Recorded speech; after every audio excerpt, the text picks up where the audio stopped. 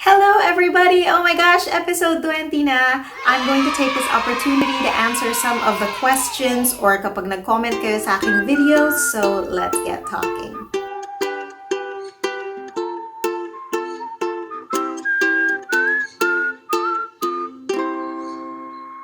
Hey, it's Teacher Kaye. If you're new here, I'm a certified speech language pathologist. But for all of you who have been there from the start, thank you again for being here. I can't believe episode 20 na. I'm so happy to have gotten to know some of you kahit na nag-uusap lang tayo sa Facebook or sa Instagram.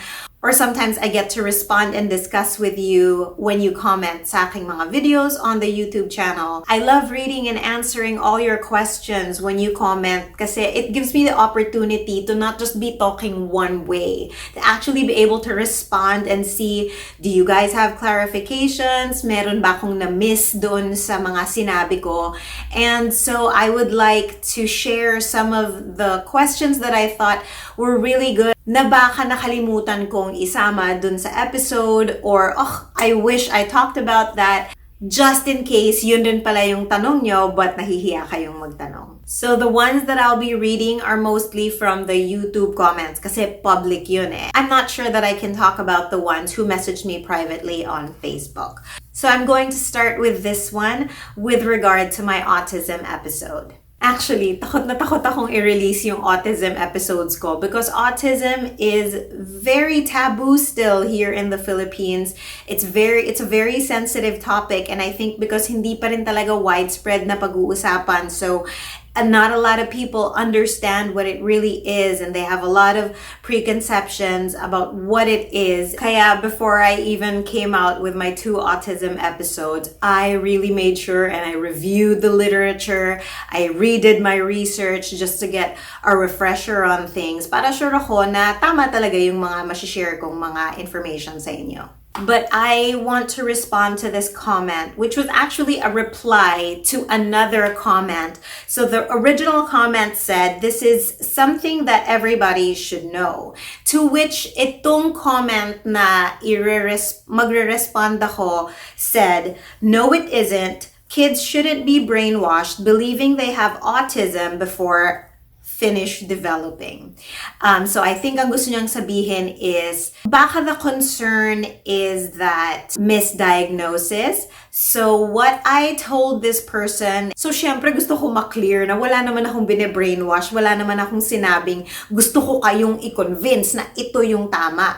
Sa akin lang is, I'm putting out the information, and if you want to believe what I say, then that's fine, but I'm not trying to brainwash anybody. Wala naman akong linabas na pendulum para ma-hypnotize ka or anything. What I want to respond to here is the statement that believe that they have autism before they finish developing. Autism is a developmental disorder. So hindi nga sila mag-finish developing because their development is stunted. It becomes very difficult for them to continue their development. You really need to consult professionals and specialists para you can get good and early diagnoses for good and early intervention. So yun lang naman po yung importante doon. This next one is still about autism. I'm going to read the comment. It says, is there such a thing as it's never too late with autism? Say parents were in denial when their child was young, and now that she is an adult, they have finally accepted it. Is it too late to undergo therapy? So my answer to her question is it's never too late because rehabilitation and teaching is all based on this thing called neuroplasticity. Ang ibig sabihin nito ay ang brains natin have the capacity to keep making connections all throughout our lives. Hindi yan nagsastop. Although kapag tumatanda tayo, neuroplasticity slows down. Kaya yung mga bata, di ba, mas mabilis silang matuto ng mga bagay kasi nung neuroplasticity nila is at its prime. But in terms of, is it too late to get intervention? I don't think it's ever too late because you never know how an individual will respond to therapy or intervention. Because unang-una, autism varies in the severity, in the type of autism, in the spectrum. So hindi mo masasabi, baka naman hindi lang nabigyan ng tamang guidance yung bata pero mild lang pala yung autism niya. These are just examples. I'm not saying that there is a formula for this. I'm just saying na dahil iba-iba ang response ng tao at lahat ng tao may iba-ibang level ng neuroplasticity nila, hindi natin masasabi if it's too late. Feeling ko, lahat ng tulong, kahit medyo late in their lives na, ay tulong pa rin. They will still be able to learn some things kapag regularly at consistently natin silang tinutulungan. Moving forward, reiterate ko lang that early intervention is still the best. I empathize with the parents because I've worked with so many families and I know that it's hard to accept the diagnosis of autism, but it is so much better to know and do something about it than deny and not be able to do anything about it until it's a little bit later and hindi mo na ma-maximize yung neuroplasticity ng tao. This next one is a comment on episode 15, which is my voice care tips episode. So I'm going to read it first. It says, I remember someone telling me though that eating apples or fruit right before a performance is not good for your throat. Is that true? So I think she was referring to the part where I said, it's good to have fruits and vegetables in your diet because it increases hydration. So, kung magkulang ka man ng ininom in a day, if you had like any other fruit or vegetable, may tubig, maraming tubig ang fruits and vegetables, it will help increase your hydration. But yes, there's also the aspect of eating fruit right before performance or voice use. I cannot say that it's necessarily bad because like I said when I wrapped up my voice care episode is that a lot of people respond differently to the do's and don'ts. Yung iba naapektuhan ng cold water, yung iba hindi. So the important thing is alamin mo what affects you. But let's look at why na lang. Why kaya would it be bad to have fruit right before voice use? Because fruit also has different levels of sugar. But regardless, may sugar yan lahat. Ang fruit ay mga high sugar foods. So, I also mentioned in that episode that sugar can make your throat sticky. And yung sticky feeling ay hindi siya conducive. Gagawa yan ng maraming plema. And then baka you might have to clear your throat, which is not a good habit.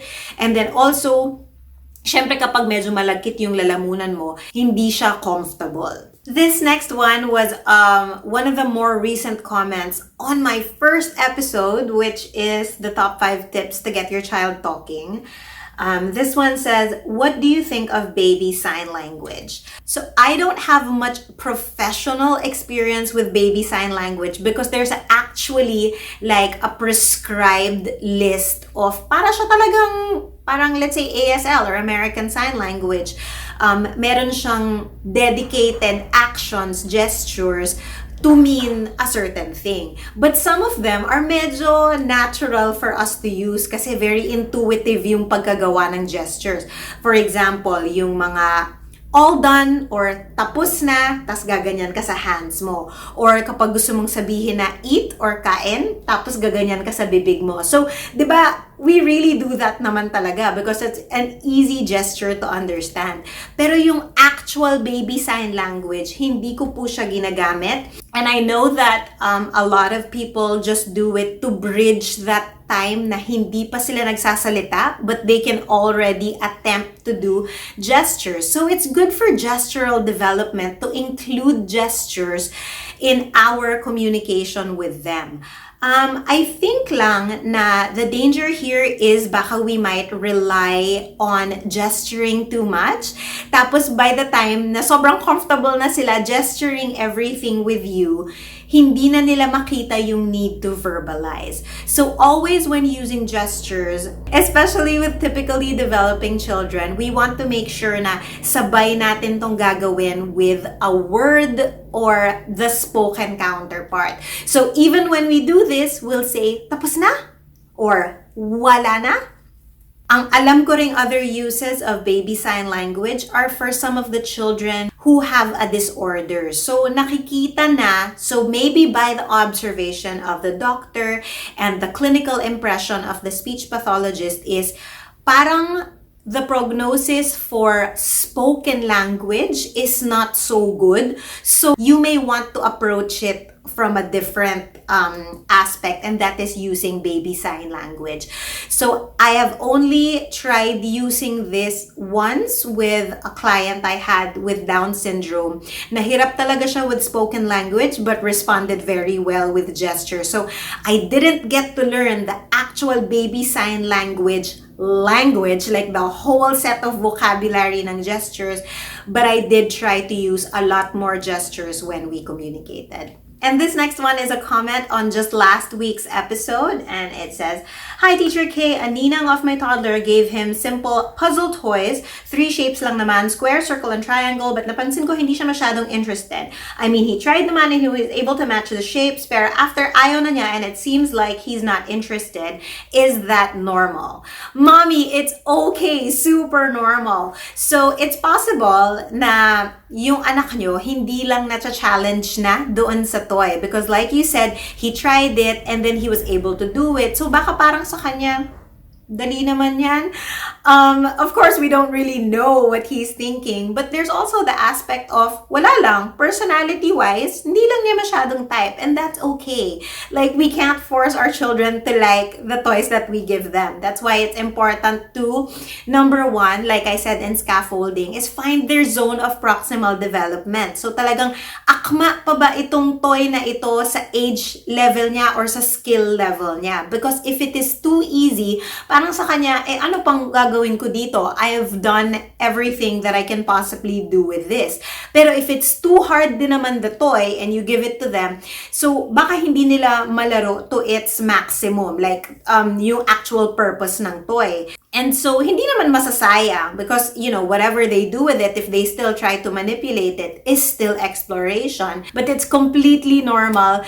Number 2 is just check what their interest levels are. So, it's not just, they like ball they like car but what is it about the ball? Is it that they like to squish it? So, maybe they like squishy things. Is it that they like to bounce it? So, find other things that possibly bounce or can be passed or thrown. So medyo we try to find patterns in our children's behavior para we have a better understanding of what they like, what they would like, and what they don't really like. This last one that I'm going to share with you, di ko na lang i-share yung screenshot because this was sent via personal Instagram message, but I really want to share it kasi may tama siya. I'll give you na lang the gist of the message, and it says, siguro nahihirapan, blah, blah, blah, hindi pa gaano nakakapagsalita, blah, blah, blah. Nung lumalaki po kasi siya, di siya sanay sa activities, more on gadgets lang. So, this is true, guys. I want to make an episode showing the increased number of cases and studies that show na ang screen time and gadget time for infants and toddlers especially have an effect on the development of not just language but other cognitive abilities and behavior. Yes, that's good for you to note. Thank you for trying to make more activities for your alaga. I am so proud of you and all of you. And for this very last one, dahil nasagot ko na yung mga gusto kong i-share sa inyo, share ko lang, hindi to question. Pero gusto ko lang magyabang dahil may nagsabi sa akin ng, also, has anyone told you you look like Ann Curtis? Saan, bes? Pero sige. And then parenthesis, this compliment is true and not just out of gratitude. All the best.